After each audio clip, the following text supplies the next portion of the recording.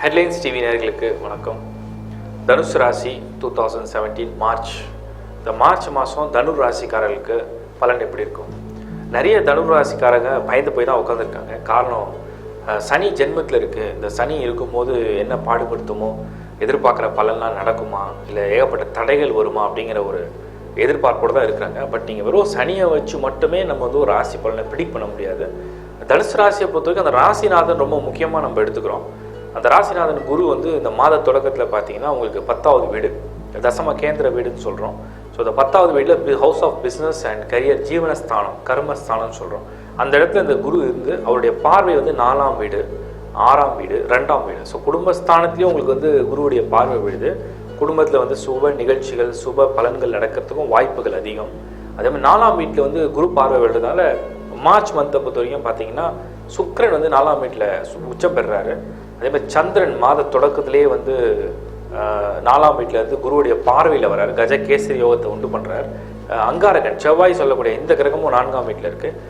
March 2 வந்து இந்த செவ்வாய் இடம் மாறப்போகுது. ஸோ வாகனம் வாங்கக்கூடியவங்க, வீடு கட்டக்கூடியவங்க, வீடு மாற்றக்கூடியவங்க, ஒரு மாதிரி சொத்துக்கள் சேர்க்கக்கூடியவங்க, அந்த மாதிரியான ஒரு பலனை எதிர்பார்த்துட்டு இருந்தீங்கன்னா தனுர் ராசியை பொறுத்தவரைக்கும் இந்த வாட்டி இது ஃபேவரபுளாக முடியும். ஸோ மார்ச் மந்த் ஒரு கை கொடுக்கும் மாதமாக நம்ம வந்து எடுத்துக்கலாம்.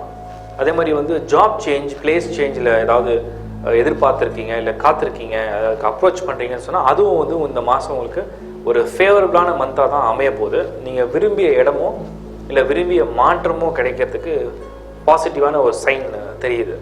அதுக்கு காரணம் வந்து மற்ற பிளானட்டோடைய இந்த மூமெண்ட்ஸ். சனி ஜென்மத்தில் இருக்கிறதுனால உங்களுக்கு வந்து மன ரீதியான உளைச்சல், சில குழப்பங்கள், அந்த மாதிரி ஒரு ஒரு மன ரீதியான போராட்டங்கள் அந்த மாதிரி தான் உங்களுக்கு கொடுக்கும். 15th ஆஃப் மார்ச்சுக்கு பிறகு பார்த்தீங்கன்னா சூரியனுடைய இந்த டிரான்சிட் இருக்குது. ஸோ சன்னுடைய இந்த டிரான்சிட் வந்து உங்களுக்கு மறுபடியும் 4th ஹவுஸில் போகும்போது ஜாபில் வந்து ப்ரொமோஷனுக்காக யாராவது காத்திருந்தாங்கன்னா அந்த ப்ரொமோஷன் வந்து உங்களுக்கு டெஃபினட்டாக கிடைக்க வாய்ப்பு அதிகம். அதே மாதிரி புதன் வந்து உங்களுக்கு 11th ஆஃப் மார்ச்சில் 4th ஹவுஸில் ட்ரான்ஸ்ஃபர் ஆகிறாரு. ஸோ இவருடைய இந்த பயிற்சி, இந்த புதனுடைய இந்த டிரான்சிட் வந்து உங்களுக்கு ஃபேவராக இருக்கான்னு சொல்லி பார்த்தோன்னா, நீச்சமடைகிற புதன் வந்து குருவுடைய பார்வையில் உங்களுக்கு வந்து சுக்கிரனோட சேர்ந்து நீச்ச பங்க ராஜயோகம் ஏற்படுத்தக்கூடிய புதனால் உங்களுக்கு வாழ்க்கை துணை மூலயமாவும் இல்லை கல்யாணம் பண்ணக்கூடிய மனைவி அல்லது கணவன் மூலயமா ஒரு ஏற்றமான ஒரு மாதமாக அமையும் அப்படிங்கிறதையும் நம்ம வந்து ஒரு ஆங்கிளில் பார்க்கலாம். புத்திரஸ்தானத்தில் வந்து பார்த்திங்கன்னா செவ்வாயுடைய இந்த டிரான்சிட் இருக்குது. ஸோ குழந்தைக்காக காத்திருந்தாங்கன்னா அந்த குழந்தை பிறக்கிறதுக்கும் இந்த மார்ச் மாதத்தில் ஒரு பாசிட்டிவ் சைன் வந்து இண்டிகேட் ஆகுது. தனுர் ராசியை பொறுத்த வரைக்கும் ஒரு பயப்படுற மாதிரியான ஒரு ராசி கிடையாது. இன்னொன்று, சனி கிரகம் அந்த ராசியை ஆளுமை செஞ்சாலும் கூட பெரிய கெடுதல் வந்து செய்ய முடியாது. காரணம், அது குருவுடைய ராசி. ஸோ குரு வந்து சனிக்கு வந்து சமமான ஒரு நிலையில் இருக்கக்கூடிய ஒரு கோள். இவருடைய எவ்வளோ நெகட்டிவ் எனர்ஜி கொடுத்தாலும் கூட அதை முறியடிக்கக்கூடிய சக்தி வந்து இந்த பிளானட்டுக்கு உண்டு, ஜூபிட்டருக்கு உண்டு. அதனால் தனுர் ராசியை பொறுத்தவரையில் சில தடங்கல்கள், சில மன உளைச்சல்கள், சில சோதனைகள் இந்த மாதிரி இருக்கலாம். பட் அதையும் தாண்டி அவங்களுக்கு வந்து இந்த மார்ச் மந்த்தை பொறுத்த வரைக்கும் job and career and business, education, இது எல்லாத்துலேயுமே ஒரு பாசிட்டிவ் சைன் தான் நமக்கு தெரியுது. ட்ராவல் அப்ராட் பண்ணுறவங்களுக்கு கூட ஒரு பாசிட்டிவான பலனாக தான் நம்ம வந்து பார்க்க முடியுது.